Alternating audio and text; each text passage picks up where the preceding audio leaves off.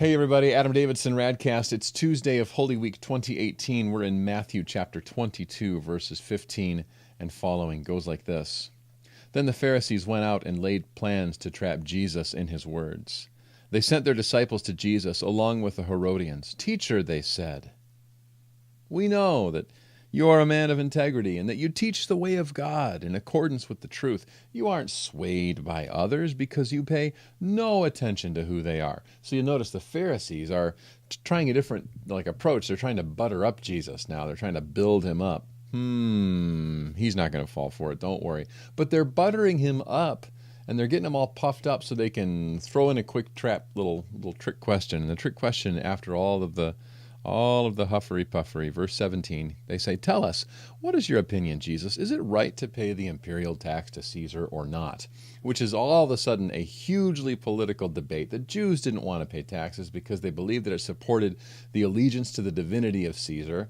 The Romans, of course, wanted people to pay their taxes because that's how they brought in the cashola. In fact, there were some people who refused to pay the tax and were simply charged with treason and executed. This is a spicy topic. They're waiting for Jesus to say the wrong thing. If Jesus says, yeah, go ahead and pay the tax, the Pharisees can say to his followers, you see, he doesn't even believe in the Yahweh that you all claim you do.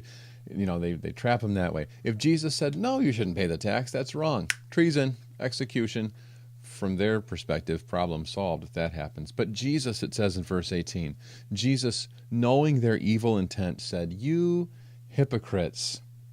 He doesn't hold back. He says it like it is. A hypocrite is one who wears a mask like an actor in a theater, or like those Halloween masks we used to wear, the plastic with the little tiny breathing. You know what I'm talking about. He says, you hypocrites, you mask-wearing fakers, you phonies. Why are you trying to trap me?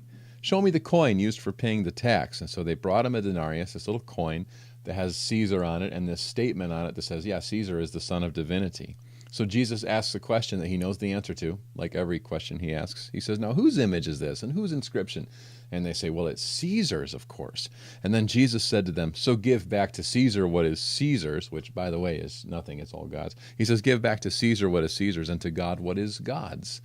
And when they heard this, they were amazed, so they went away. Not because they were like, wow, my eyes are open, but because they were like, wow, he didn't fall for that trap either. So much could be said. There's really two things that stick out to me on this Tuesday morning. One, Jesus was faithful even to manipulation. We celebrate the fact that he beat temptation in the desert. He was obedient to the Father. He goes all the way to the cross and suffers horribly. Praise God for his obedience, but also praise God for the fact that Jesus cannot be manipulated. That's good news. Now, here's the challenge. Do I ever try to manipulate Jesus? Probably not intentionally. I'm not trying to trap him like the Pharisees. I'm not going to trip him up with his words. I think I know better than that. However, every time I try to manage Jesus and sort of cramp him down to the size that I want, sort of a digestible, handleable, acceptable Jesus, I'm doing the same thing. And to me, he might say, Adam, you hypocrite, and rightly so. But isn't it amazing that even in his calling out of our hypocrisy, he still loves us, and his grace is still sufficient, yet he calls us to greater things. This is what Lent is really about, recognizing who it is that's about to be crucified and how good he is, but also recognizing that in following him, we too have to make sure that we're on his side, not on the side of the Pharisee, not on the side of selfishness, not on the side of our own agenda, but rather simply following Jesus, our good shepherd, who will lay down his life for the sheep in just a few days. That's Holy Week. Happy Tuesday. That's RadCast.